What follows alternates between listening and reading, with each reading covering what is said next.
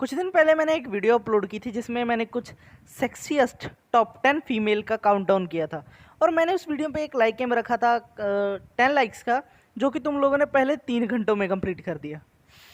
कसम से यार, बहुत सपोर्ट दिखा रहे हो, थैंक यू सो मच। तो जैसा कि मैंने प्रॉमिस किया था, मैं टॉप 10 डीसी के कैरेक्टर की भी वीडियो बनाऊंगा, तो हियर वी गो।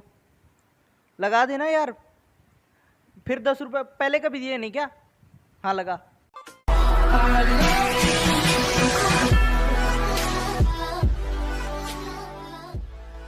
करते हैं टॉप 10 से। टॉप 10 पे आती है हंट्रेस। वैसे तो डीसी में 3 हंट्रेस एग्जिस्ट करती हैं, बट तीनों में से हलीना मोस्ट इंट्रिगिंग है।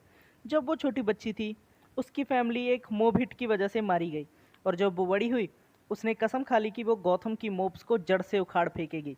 उसने बदला लेने के लिए अपने क्रॉसबो को तैयार कर लिया। उसके इस एग्रेसिव तरीके ने उसे बैटमैन और दूसरे क्राइम फाइटर्स के खिलाफ खड़ा कर दिया। अब आते हैं टॉप 9 पे।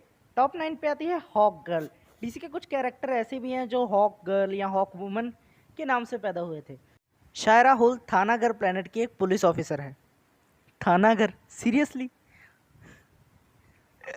मजाक चल रहा है ना यहाँ पे, जोक से पार्ट।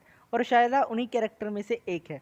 हॉक गर्ल के पास एक मिस्टीरियस एंथ मेटल से बनी हुई बेल्ट है जो इसे उड़ने की शक्तियाँ प्रोवाइड करती है। उसके पंख उसके कॉस्ट्यूम का एक इम्प्रेसिव पार्ट है जो उसे उसकी पावर्स को यूज़ करने में हेल्प करता है। हॉकगर्ल और उसका पार्टनर हॉकमैन अक्सर अपने हथियारों को अर्थ पे यूज़ करते रहते हैं। चूतिए साले, शूटिंग रेंज बना रखा है अर्थ को। हॉकगर्ल एक भयानक योद्धा के साथ साथ एक आक्रामक हिंसक बर्ड्स ऑफ प्रे भी बन सकती है। आए हाय। अब आते हैं नंबर 8 पे। नंबर 8 पे आती है रेवन। हर बार ऐसा नहीं होता, पर कभी कभी होता है कि घर वाले बहुत दर्द देते हैं, स्पेशली जब तुम्हारा बाप एक पागल शैतान हो दूसरी डायमेंशन का और पूरे यूनिवर्स को कॉन्करर करना चाहता हो। ससुर जी, डार्क साइड का नाम सुने हो कभी? छोड़ो, ऐसी ही सिचुएशन कुछ रेवन के साथ भी है, जिसके पास लिमिटलेस पावर है जो उसे अपने पिता ट्राइगॉन से मिली है। बट ससुर जी की बदकिस्मती, रेवन ने ट्राइगॉन और उसकी इवलनेस को त्याग कर टीन टाइटन्स को ज्वाइन कर लिया अपने पिता और दूसरे विलन्स को हराने के लिए। रेवन की पावर्स में एक पावर आती है इपैथेमिक एबिलिटी। क्या है? इपैथिक नहीं, यार इतना कॉम्प्लिकेटेड वर्ड क्यों लिखते हो? यहाँ कह लो कि किसी का भी इमोशनल को बदलने की पावर है। मुझे पता है तुम क्या सोच रहे हो, डैडी का इशू है ना। अब आते हैं नंबर 7 पे। नंबर 7 पे आती है जटाना, एक महान जादूगर जॉन जटारा की बेटी। जटाना इंटायर डीसी यूनिवर्स की सबसे शक्तिशाली जादूगरों में से एक है, बिल्कुल अपने पिता की तरह। एक छोटी सी मैजिक ट्रिक को स्पेल करने के लिए भी बहुत उच्च लेवल का कंसंट्रेशन चाहिए।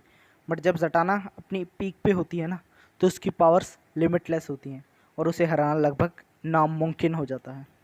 अब आते हैं टॉप 6 पे। टॉप 6 पे आती है पावर गर्ल, टेक्निकली किसी और डायमेंशन की सुपर गर्ल। पावर गर्ल का असली नाम कारा जोर एल है, सुपर गर्ल की तरह। अब ये बात भूल जाओ कि ये दूसरे डायमेंशन की सुपर गर्ल ही है, और ये क्रिप्टोन 2 से है। इसका एक सुपर पावर्ड कज़न भी है जिसे तुम भली भांति जानते ही होगे। पावर गर्ल की आइडेंटिफिकेशन तुम लोग कर सकते हो वाइट कॉस्ट्यूम, रेड के, blondie bob cut hair style से और एम्पल प्रोपोर्शन से। और इसे देख के तो कोई मेरे जैसा मार्वल फैन भी बता देगा कि भाई ये पावर गर्ल है। और हाँ, एक और बात, ये एक पूरे प्लेनेट की पॉपुलेशन को फर्टाइल कर सकती है। इस बारे में डिटेल में जानना चाहते हो तो पीजे भाई की वीडियो देख लो, लिंक में आई बटन पे फ्लैश हो रहा होगा। अब आते हैं नंबर 5 पे। नंबर 5 पे आती है ब्लैक कैनरी, एक हसीन मार्शल आर्टिस्ट जिसके पास बैटमैन की टक्कर के फाइटिंग स्किल्स है। Black canary one of the most flexible fighter है कॉमिक्स में। बट अगर कोई विलन इस पे भारी भी पड़ता है ना, तो कैनरी क्राई से तो कोई बच ही नहीं सकता। कैनरी क्राई एक सोनिक स्पीच है जिसे अगर सही तरीके से पिच किया जाए ना, तो मेटल में भी छेद कर देगी। ग्रीन एरो के अलावा कैनरी ने कई सुपर हीरो को ट्रेन किया है ताकि वो अपनी फुल पोटेंशियल तक पहुंच सके। अब आते हैं नंबर 4 पे। नंबर 4 पे आती है star fire. Tamaran planet beautiful कोरेंट आर्क ए स्टार फायर का बर्थ प्लेस है। उसने भी रेवन की ही तरह टीन टाइटन्स को ज्वाइन कर लिया अर्थ पे आके। इसका नेचर बहुत ही पीसफुल है, और हाँ, ये किसी भी वॉर या बैटल को लड़ने के लिए फुली ट्रेन रहती है। और हाँ, ये बहुत सेक्सी है। अब हम पहुंच चुके हैं टॉप 3 पे। बीहॉल्ड। टॉप 3 पे आती है पॉइजन आइवी। पॉइजन आइवी को as a love interest of Batman portray किया गया था। उसने भी कैटवुमन और हार्ली क्विन की टीम को ज्वाइन किया था। अब वो गॉथम सिटी की एक बोटानिस्ट और बायोकेमिस्ट है। अब इस कैरेक्टर को आइडेंटिफाई किया जा सकता है पत्तों और बेलों से बनी वन पीस कॉस्ट्यूम से, और ये अपने ज़रूरी हिस्सों पे कुछ भी नहीं पहनती। पैरों की बात कर रहा हूँ सालो। आए हाय, सपने देख रहे थे कि मॉर्नून आज तो न्यूज़ दिखाएगा, क्यों चूतियो। और हाँ, लास्ट बात, ये भी बैटमैन की एक विलन ही है।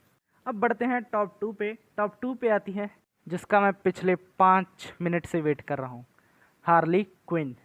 कहते हैं लोग मोहब्बत में चांद तारे तोड़ लाते हैं, इसने तो टॉक्सिक के टैंक में छलांग लगा दी। हार्ली का पूरा नाम हार्ली क्विंजल है।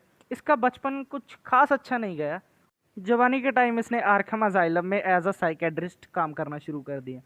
हार्ली को जोकर से love at the first sight हो गया। हार्ली ने बहुत कोशिश की जोकर का दिमाग ठीक करने की, बट इस कोशिश में जोकर का दिमाग और सरक गया। हार्ली ने जोकर की अजाइलम से भागने में मदद भी की, बट इस साले ने उसे धोखा दे दिया यार। उसे उसी टॉक्सिक में फेंक दिया जिससे वो खुद जोकर बना था। अब जोकर अच्छा आदमी नहीं है, यह बात हार्ली खुद भी जानती थी, क्योंकि जब हार्ली प्रेग्नेंट हुई तो उसने इस बात को जोकर से छिपाए रखा, क्योंकि वो जानती थी कि अगर जोकर को इस बात का पता चला तो वो उस बच्चे को भी टॉक्सिक में फेंक देगा, या फिर उस बच्चे के पैदा होते ही हार्ली के सामने ही उसे मार देगा। यहाँ तक कि जोकर ने हार्ली को मारने की भी कई बार कोशिश की है, बट हार्ली भी लाइक, मैं फिर भी तुमको चाहूंगी, लोल। अब हम पहुंच चुके हैं टॉप 1 पे। बहुत लोगों के दिमाग में तो चल रहा होगा, आ गई आ गई आ गई आ गई। टॉप 1 पे आती है वंडर वुमन। बैटमैन और सुपरमैन के साथ वंडर वुमन डीसी कॉमिक्स के बिग 3 को कंप्लीट करती है। ये मोस्ट आइकॉनिक कैरेक्टर है डीसी कॉमिक्स की। ये उसकी बेटी की परवरिश एक आइसोलेटेड आइलैंड में अमेजोन नाम की रेस ने किया, जो मोस्टली क्या सभी की सभी लेडीज ही हैं। प्रिंसेस डायना ने वंडर वुमन का मेंटल तब अज्यूम किया जब वो मर्दों की दुनिया में आई। तब उसने जस्टिस और लिबर्टी फॉर ऑल के लिए फाइट की। उसकी सुपर स्ट्रेंथ, फ्लाइंग एबिलिटी और मैजिक लैसो जो उसे एक फॉर्मिडेबल अपोनेंट बनाते हैं। बट इसकी एक कमज़ोरी है कि अगर कोई मर्द, असली मर्द, इसे रस्सी से बांधे तो ये अपनी पावर खो देती है। कॉज हरक्लिश भी अमेजोन की रेस को रस्सी से ही बांध कर रखता था। अब ये बात तो तुम्हारे दिमाग में भी आई हो कि अमेजोन अगर सारी की सारी लेडीज़ हैं तो वो रिप्रोड्यूस कैसे करती होगी। इस बारे में पीजे भाई ने पूरी डिटेल में एक वीडियो बना रखी है, लिंक आई बटन में होगा, चेक कर लेना।